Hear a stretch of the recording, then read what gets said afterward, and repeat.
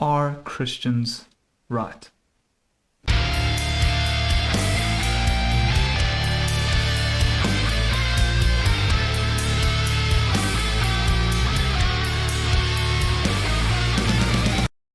Welcome to the But I Don't Know podcast, where we explore the thought that maybe we're all wrong. I'm John. I'm JP. And we're going to host a podcast today. This is our first episode. We're quite interested in seeing where this goes. As you know, the name is But I Don't Know. The whole purpose of the name of this podcast is that we don't really know much. We don't know. We're not the cleverest guys on the face of the planet. We don't have lots of answers, but we've got lots of thoughts. We've got lots of opinions, and we hope to share those with you guys throughout the length of this podcast. And today we're going to be discussing a little bit about why this podcast exists in the first place. The theme of today's podcast is exactly that. Why, but I don't know. Why did it start? And the sort of basic premise of what we're going to be doing in the But I Don't Know podcast. So we're pretty excited to do that. We are going to, over the next 3 episodes, create a little bit of a roadmap for this podcast. Each episode will be addressing some cool, deep thinking stuff anyway, because that's what this podcast is going to be dealing with throughout its existence. And primarily the issue of truth is going to be something we explore over and over and over again. And that's why we've got a little slogan or a motto or whatever you want to call it that says, maybe we're all wrong. And that's what we'd like you to consider. We're considering the fact that maybe we're wrong, and we'd like you to consider the fact that maybe you indeed are wrong. And so we'll get to that a little bit later, but we just want to talk a little bit about this podcast and the structure of it and how it's going to look moving forwards. JP has never done a podcast before, I believe. I've never done a podcast before. This is my very first time. That's great. I've also never done a podcast before. This is also my very first time. We have no idea what we're doing, and so this thing might just change from week to week in a phenomenal way. But we do have an idea of what we want to try and do anyways. We're going to give it our best shot. So one of the important things that we want everybody out there to know is that this podcast is going to be monetized as time goes on. We're going to create a website, which we're working on, and we're going to sell ad space on that website. We're going to sell ad space possibly in the podcast. We'll be selling merchandise, and we're not too sure what else beyond that, but we just want you to know that there will definitely be times when we're asking for money to some degree. But the reason for that, first and foremost, is we have a heart for missions work. We have a heart to see people who are hopeless find hope. And one of the best ways we know how to do that is through supporting and providing support for missionaries around the world who are bringing hope in dark places. JP and myself are from South Africa, Newcastle, and yes, South Africa, Newcastle is pretty dark, but there's some much darker places out there. Oh yeah, for sure. And yeah, so we basically have this dream that this podcast will generate some income over time, and ultimately, here's the big thing, 50% of the income of this podcast, no less than that, maybe more than that, but no less than 50% of the income of this podcast is going to go directly to missions. Now, when we say income, we're not talking we're going to take a salary and we're going to cover overheads and then we're going to give 50%. Yeah, we're not speaking of the profits. We're not speaking about profits. No. We're talking 50% of every single rand that comes into this podcast is going to go straight towards missions work around the world. And we're going to be doing that primarily through a missions entity called Dio Missions. which is a part of a local church in Newcastle, a church that we're both part of at the moment. DO Missions, they do work all around the world: India, Russia, China, Mexico, Africa. It's just a phenomenal missions entity. And so for now, 50% of all the income of this podcast is 100% going to go to missions. No questions asked. That's not negotiable. So we just kind of felt it was really important for you guys to know that from the word go. We are definitely going to be using the other 50% to cover some overheads, and eventually we would love to be able to support our income through this podcast so that we can also be more involved in sharing hope in a broken world as freely as we possibly can do so. So yeah, we hope that that's cool with everybody who's listening, and you're welcome to contact us and share your thoughts on that. There will be methods you can contact us, and those methods will grow as this podcast grows. For now, we do have an Instagram account, which we literally just opened about 1 minute before we started recording this podcast. Yeah, it was a process. Who thought opening an Instagram account could be so difficult? Anyway, so there will be an Instagram account. We'll eventually open a Facebook account. There's going to be a YouTube account where this podcast's going to be live as well. And so, yeah, feel free to jump over there and follow us on those platforms. So basically, we opened this podcast with the question, are Christians right? And then went on to explain that we're going to be giving 50% of all our income to missions, and to clarify that will certainly be Christian missions, not missions that are unaffiliated. It is absolutely Christian missions. But this episode, we're going to be discussing the concept of rightness. So our podcast is called But I Don't Know. Maybe we're all wrong. And we want to discuss the issue of rightness, And truth. And truth. The issue of truth and what is true. Can we know truth? Is truth out there?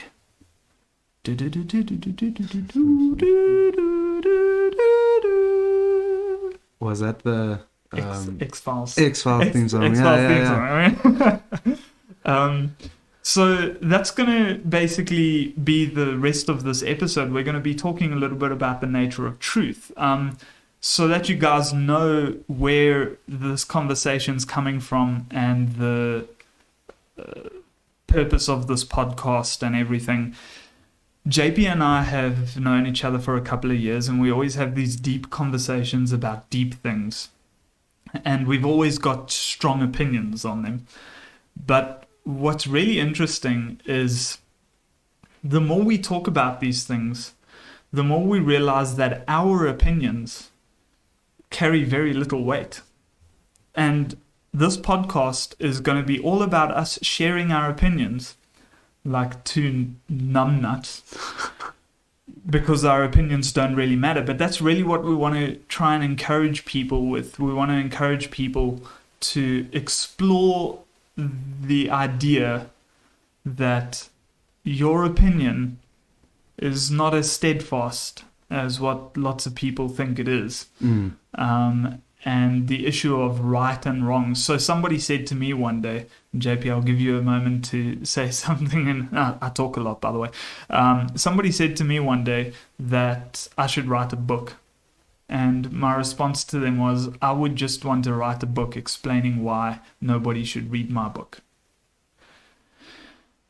And the reason for that is I don't claim to have any authority on truth. And so why should I write a book and let people get some sort of authoritative view on truth from these words that are right? So ultimately, this is the conversation today, is what is the nature of truth? Can we know truth?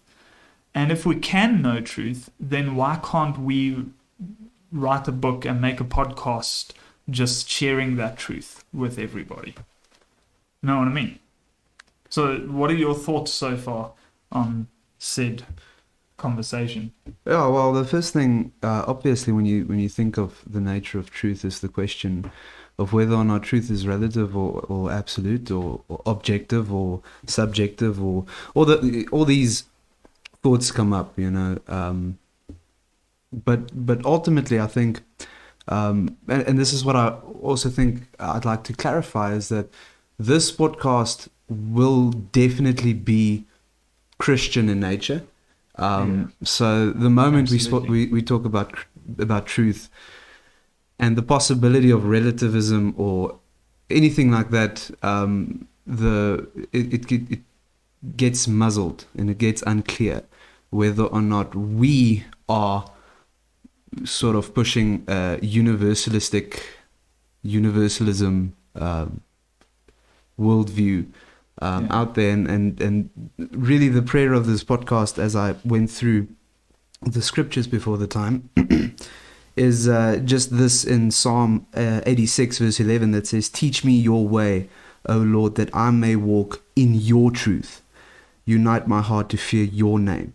And ultimately that is, I think, exactly what you said, John, is our opinions about truth really doesn't matter at the end of the day. At the end of the day, God's truth, and this is that's sort of the term that sprung up in society, modern society, is this idea of your truth. Yeah. Each one's got a truth, and my truth and your truth, and you've heard this, share your truth, and I've always found that really interesting, but that our prayer should be that we should walk in God's truth and in His truth, because ultimately our opinion doesn't matter, but God's opinion matters. It's the only opinion that matters, because yes, we call it opinion, but ultimately God's opinion is the standard for truth. It's the standard for absolute truth. And at the end of the day, that's, I think, the heart of this podcast as well, is to say, well, consider the fact that you may be wrong in your opinion, but we are not saying that all opinions are wrong or all opinions are right or anything like that. We just want to open the conversation, is to say, well, let's talk about it and let's see if we can find God's truth at the end of the day. So I think that's pretty cool. You've opened so many cans in that little time. I tend Thank to do you, that. I tend to JB. do that. Yeah. But obviously you've gone through a process of getting to the point where you've said, okay, God's truth is the truth that we're looking for, and that's the one that we want to make space for. I think that's ultimately sort of the thought process, is we just want to make sure that in our lives there's space for God's truth to dictate what we consider to be true. But before we really can get there, we need to kind of discuss the nature of truth to some degree, which you did definitely touch on. You touched on the whole universalism. Is truth subjective or objective? And I think when it comes down to it, everybody in the world to some degree believes that something is absolutely true. So even if they state for a moment that truth is subjective, then that has to absolutely be true in order for it to be true. In order for it to weigh something in the conversation. Exactly. So ultimately everybody believes that something is absolutely true. Now, some people believe there's lots of absolute truth. Other people believe there's very little absolute truth, and truth is fluid. But ultimately, on the outside of that fluid truth, that universalist truth, there's got to be something, there's got to be a framework within that operates, and that framework is absolutely true. There's always something, if you really get down to it, that is absolutely, positively true. And really, the thing is, with this podcast and with this conversation today, we want to say, if we all start from that place, acknowledging that there is something that is absolutely true, then we need to consider the fact that our journey to discover truth is a journey to discover that truth. Because if there's any other subjective truths, they all submit to that one ultimate absolute truth. So even if we believe that truth is subjective, even if we believe it's universalist, blah, blah, blah, blah, blah, we have to acknowledge that our journey to find truth is somewhat a journey to find that one thing that is absolutely true. Now, the problem is that I can't share that truth with you.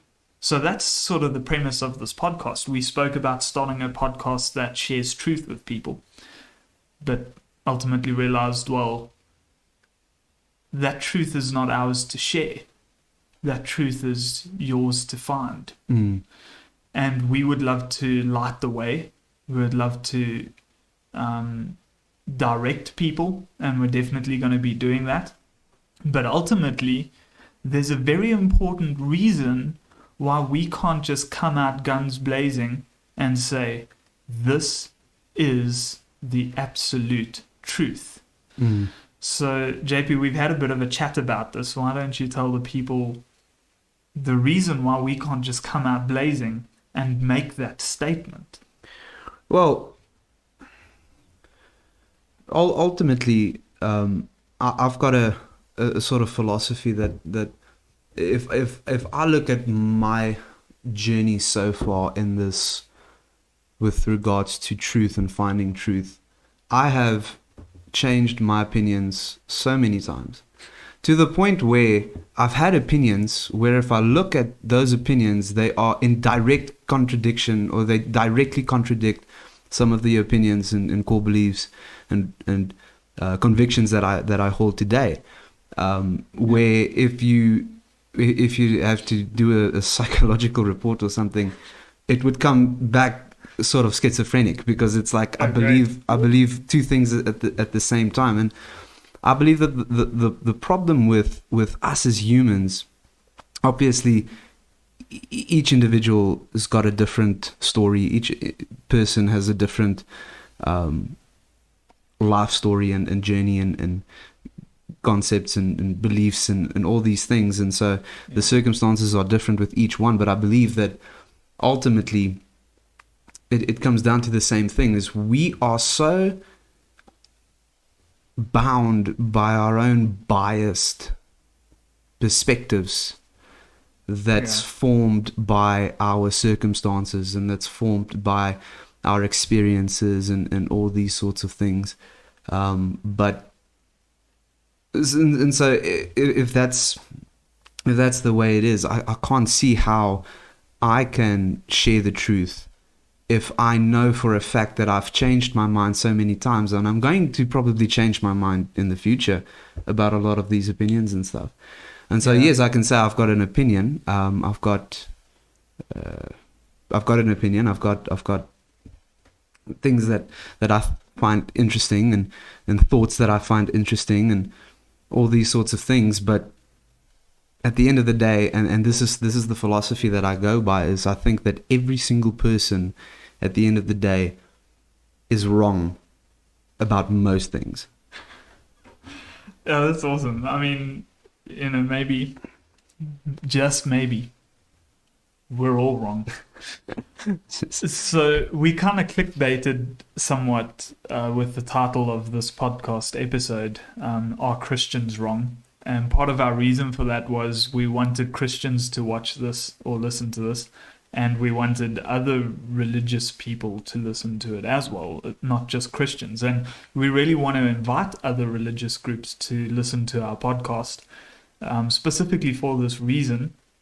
Not that we are particularly in a crisis of faith.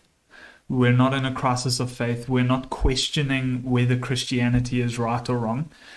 The question is, are Christians wrong? I hope I posed that question right, by the way, at the beginning of the podcast. And I hope I haven't said is Christianity wrong, because we intentionally chose the question to say, are Christians wrong? And the importance, the significance of this conversation, like JP is saying, is not to say we believe that there is a chance we are wrong, therefore somebody else is right. The whole point here is to say we believe we are wrong, and we believe you, dear listener, are also wrong. And we believe that ultimately every single human on the face of this planet is wrong about something. And arguably about a lot of things. I would say And most arguably things. about most things. Yeah. And this is a significant thing.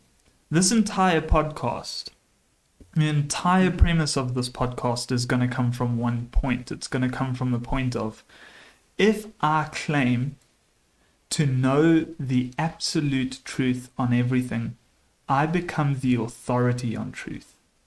The moment I become the authority on truth, I overstep a boundary, which means people should follow me and listen to me when we were not created or evolved. We'll deal with that one day. We don't exist simply to follow people. As we discussed a little bit earlier, there is this journey to discover an absolute truth. And once you have discovered it, now here's the thing, it is possible for you to discover that absolute truth. However, it will perpetually remain impossible for you to accurately convey that absolute truth in an absolutely truthful manner to somebody else in a way that they would then understand the absolute truth in an absolutely truthful manner. So I know that was a bit complicated. Bear with me here for a second.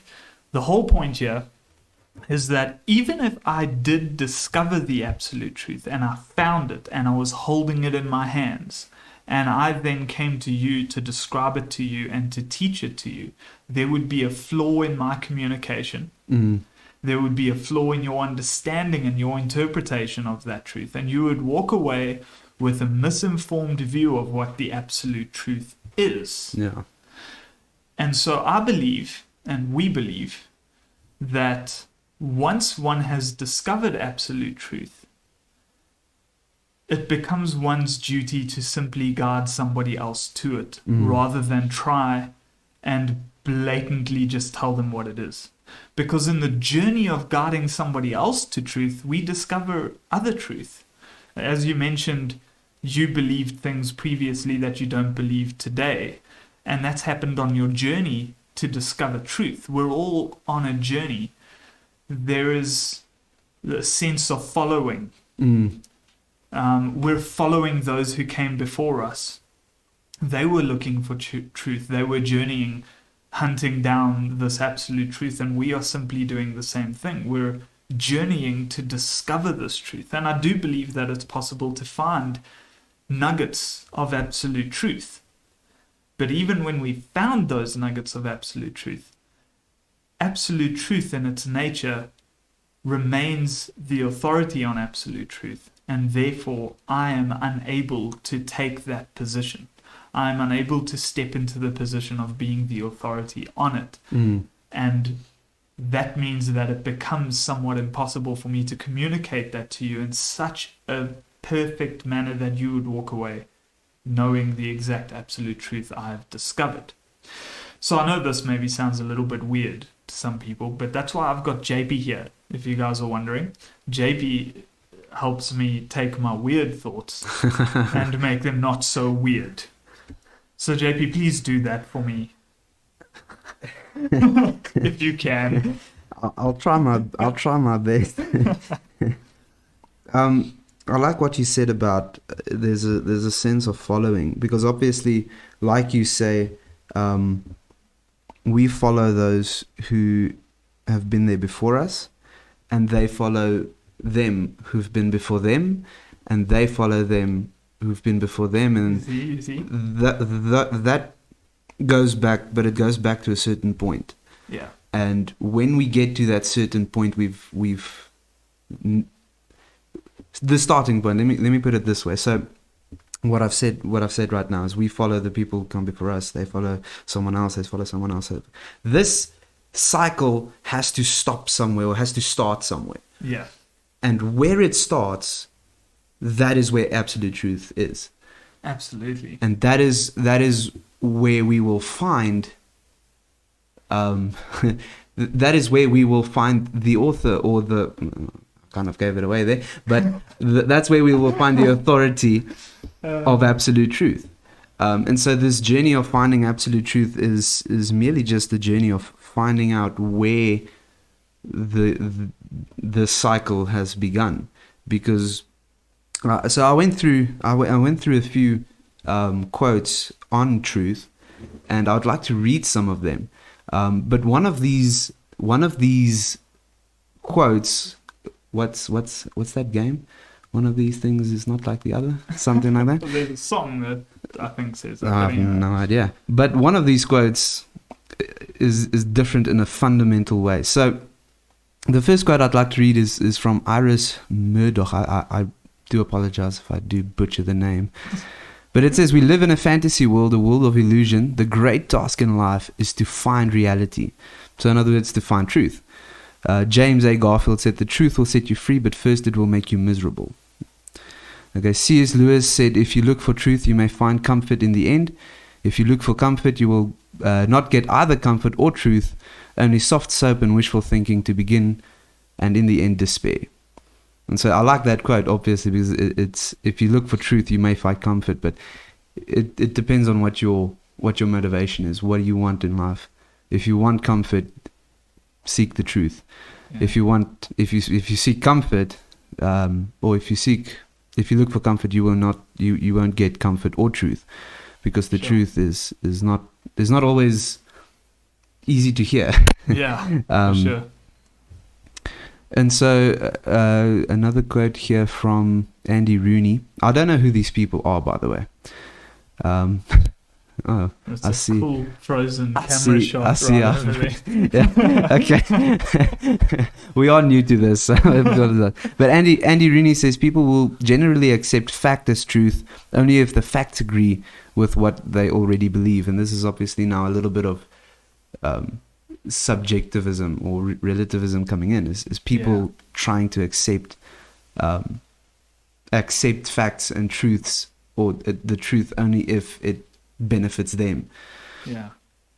And so John Calvin said, "A dog barks when his master is attacked. I would be a coward if I saw that God's truth is attacked and yet would remain silent." And so now we get a little bit into the more religious or spiritual aspect of it. But before I read the next quote from the next person, I'd just like to say this, that every single time, every quote I've just read deals with truth in a way that puts truth as the object of the conversation. So it's talking about the nature of truth. It's talking about truth as a substance. It's talking about you need to find the truth. It's sort of like this external thing that exists somewhere, sort of like how we have spoken. And ultimately, keeping in mind the cycle that we've spoken about, we follow the people that came before us, they follow someone else, and this has to start somewhere. And the next quote is a quote from a man named Jesus Christ.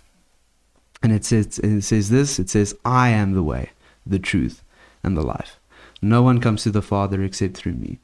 And in the list of quotes here, this quote is different, because this quote, Jesus actually says that truth is not just an external thing or something, some substance that you need to find or anything. It's a personal thing. It's a person. And he makes that claim about himself as well. And I would suggest that this cycle started with Jesus claiming to be the truth. That's awesome, dude. JP managed to just share that with me briefly before we started the recording of this podcast episode. He shared some of those quotes with me, and I really love that journey and that thing that you see over there. And ultimately, that's the thing here, is that once we find the authority on truth, we stop searching, in a sense. We stop searching for truth, and instead we start learning truth. We start to get to know truth. And I've always said, this is something some people would possibly recognize depending on who listens to our podcast. Friends and family, hi. Hello. If you're listening. Strangers, you guys are super cool. I'm sure we'll get to know you in time. But I've always said, all it takes for me to convince you that the truth you once knew is actually false is to present unknown information. Okay, so you believed that X equaled Y until I introduced unknown information and proved to you, using this unknown information that was unknown to you, that X is actually equal to X. Now, the thing about that is that the amount of unknown information in the universe is infinitely bigger than the amount of known information in the universe. There could be facts out there in the universe that completely bring into question every single thing you and I think we know. And science proves that to us over and over again. Science shows us that all we need is to discover one little cell, one little bond between two atoms, just something small, and suddenly every single scientist in the world is rethinking their theories on whatever it might be. And the way that works is we've discovered unknown information. When we discover the unknown information, it informs that which we thought we knew. The problem is there's so much more unknown information in the world than there is known information. So my argument is always, if I could find one person who knew all of the information, then that person could dictate to me what is true. That person could tell me beyond a shadow of a doubt, this is true. How do I know this? I know everything. That is the only way somebody can claim to have authority on absolute truth, is to know everything. Because if there's one thing you don't know, that one thing you don't know could just bring into question the entire fabric of all the things you think you do know. Yeah. And so it literally takes somebody who knows absolutely everything to be the authority on truth. And so we as Christians believe that that somebody is God. And Jesus states it in that quote. He says, I am the way, the truth, and the life. In that quote, interestingly, he basically says truth is a person. Truth is God. And we could have a big conversation about what that means, or what the implications of that are when talking about the characteristics of God and the nature of God. And I think there's a great conversation to have there. But for now, we believe that God is the one who not only knows everything, but everything is within the palm of his hand. And so we believe we have met the one who knows everything, but we don't believe we know everything. Yeah. We believe he is the source, and he is the one who knows every single minute detail of information that is required to know in order to say, I am the authority on truth. And then we can learn from that truth. We can get to know that truth because we know the person who knows the absolute truth. We can meet God. We can have a relationship, and then we can learn what is true from him. But even in that thing, we're learning like minute pieces of truth from God at a time because we're just completely incapable of taking it all in. And also, that's not the intention of a relationship with God. But anyway, we're not going to go down that road just yet. But we're learning truth from God. But even though I'm learning an absolute 100% true truth from God, I'm still not the authority on that thing I learned from God. Yeah. Because I still have so many lies built into my system that are informing my interpretation of that truth. Mm. And therefore I'm not the authority on it, even if it is completely true. Mm. So like that verse, I am the way, the truth, and the life. We would say as Christians that is completely true.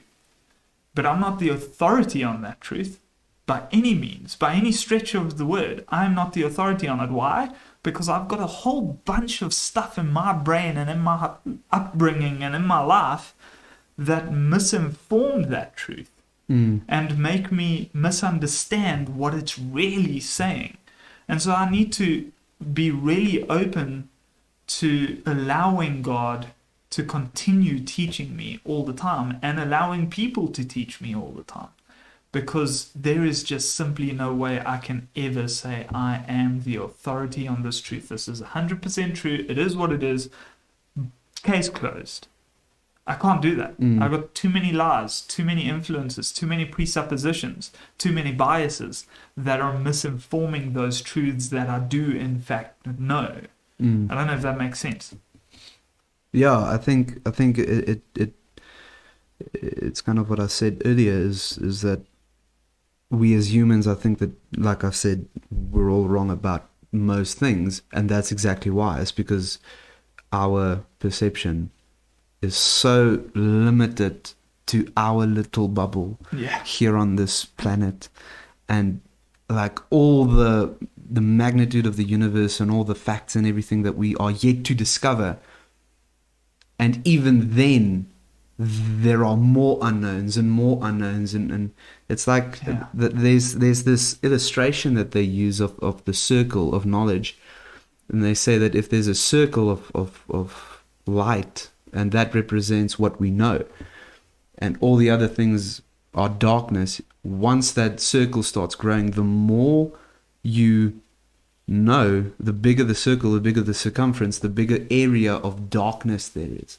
And all of a sudden you realize how little we actually know. And I find it funny how it is always the people relatively speaking, with more knowledge, that they are the ones typically honest about this, and they are the ones typically saying, well, we don't have all the answers, we don't know everything, and it would be foolish to say that we do know all the answers. And it's typically those whose circle is smaller, those who think they know, those who don't actually know. They are the ones typically saying, "Yo, this is truth, and this is the way it is."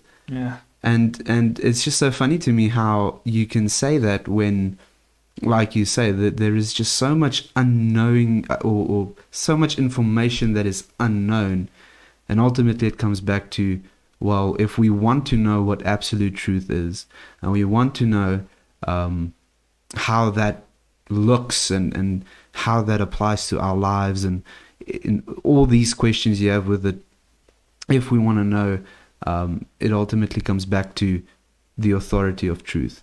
And we believe that the authority of truth is God. We believe that He created the universe. We believe that, He set in motion time and space. And that means He's got the knowledge of it, because He is the one, He is the source of that knowledge. And because He's the source of that knowledge and He's the source of existence, I think that knowing Him and like you say, learning from Him and allowing or opening up myself to learn from Him, that is ultimately how we get to truth and how we get to absolute truth at the end of the day. That's awesome. And I think a lot of you are probably wondering, why the hell am I listening to this podcast? Because we're pretty much over and over again saying we don't know anything, and we can't know anything, and there is no way to know everything. And like you were talking about, that circle of light thing, which is super awesome, super cool thing, cool analogy or metaphor, whatever you want to say. But ultimately, we think that our circle's pretty small. We assume so. But the whole point here is that we're at a point in our lives where we're saying, you know what? Just because we can't be the authority on truth doesn't mean we can't open this conversation. It doesn't mean that we can't have these conversations and put them out into the world. We've had these conversations with each other for a long time, and always been wondering, how do we include other people in this conversation without people simply thinking we're sitting here trying to tell everybody what the answers are. We're really not trying to do that. And we hope that you guys sense the heart of this podcast through this very conversation, and that you sense the heart of, we are not the smartest, we're not the sharpest tools in the shed, as they say. That's Smash Mouth, I believe. Yeah, there we go.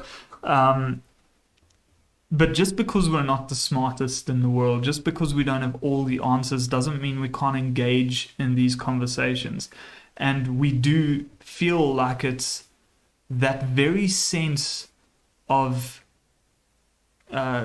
acknowledging that we could be wrong that helps us explore difficult topics in conversation in a reasonable manner that is somewhat unoffensive, but at the same time probably quite offensive. We've possibly offended a couple of people just in this conversation, and it's only going to get worse from here. Oh yeah.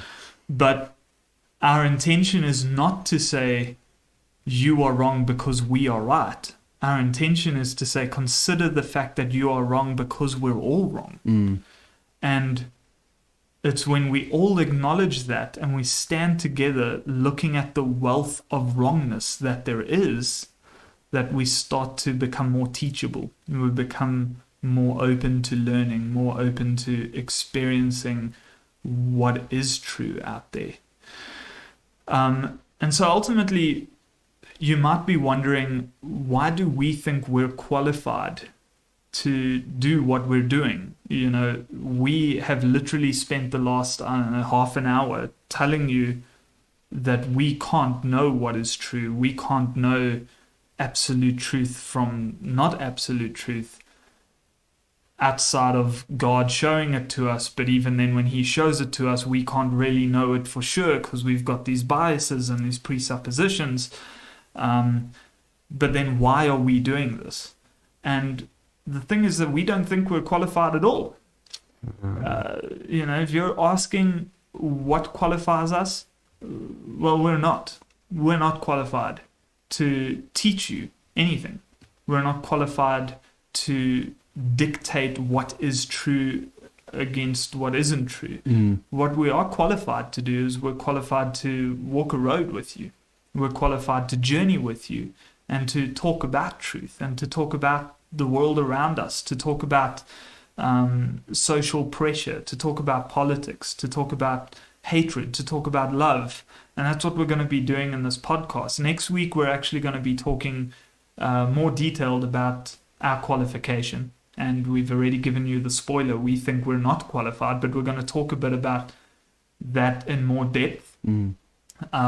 What qualifies us to do what we're doing, because we do believe that there's an interesting conversation there. And the week after that, we're going to then talk a little bit about the power of experience and sharing that experience with one another, and how that helps us to somewhat be qualified to do what we are doing, which is wanting to just journey with you. And so we want to ask you to follow this podcast wherever you find it, wherever you have found it. Follow us. We'll be expanding our footprint on the interwebs within the next couple of weeks. We want to ask you to follow us and journey with us. We want to create a community of people who say, we're open to considering the fact that we're wrong, and we want to learn. We want to learn how to communicate better. We want to learn how to understand better. We want to learn how to look at the world better, to love people better, to treat people with respect better, and to be together better. So yeah, I just want to ask you guys to consider following us. And we know that this episode probably wasn't the best episode in the world. Like, we've got a frozen camera over here. For those of you watching on YouTube, it looks fantastic. JP means business. That's going to be the thumbnail. That's on fine. YouTube. I'm happy with that. That looks pretty cool. So, we've got frozen cameras. We're doing what we can do. So this wasn't the greatest, but we're going to keep at it, and we're going to just get better and better. We'd love to hear your feedback. But yeah, follow us and journey with us on this journey as we evaluate the world around us through a lens that says, maybe we're wrong. There is a truth that we can learn from, but we have to personally learn from it. I can't teach you, dear listener, what I know. I can guide you to it. I can try and lead you to it in the same way you can try and lead me to what you know. But we need to journey. We need to be open to the fact that we're wrong. We need to understand that looking for truth perhaps looks a little bit different than looking in the mirror. Sure. Wow. That's a quote. That was a good one. That was good. Is there anything else you want to say before we close off, JP? We've been at this for longer than we wanted to be. Let me I want to share one scripture. Again, I always fall back on scripture. I think that scripture is the foundation of truth. Jesus, the quote, by the way, that I've read was from scripture. Jesus saying, "I'm the way, the truth, and the life." But I want to read this scripture in John 17, where Jesus prays for his disciples and his followers, and he prays to the Father. Obviously, we're not going to get into the whole Trinity discussion right now. We'll do that one day. We'll do that one day. We really will. So he's praying for his disciples, and this is his prayer in John 17, verse 17. It says, "Sanctify them through thy truth."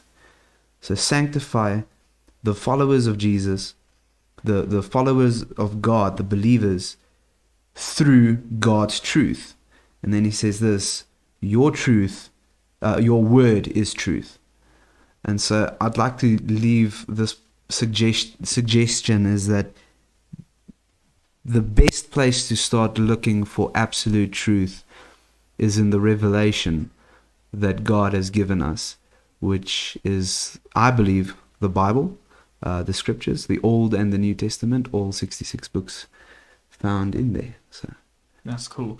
I think we'll also one day definitely do a chat about why we believe that. Yes. Why is it that we believe that truth can be found in the Bible? We won't get into that in much more detail today. Thank you, JP. This has been great. Thank you, John. This has been great. I think it's pretty cool. But I don't know, podcast.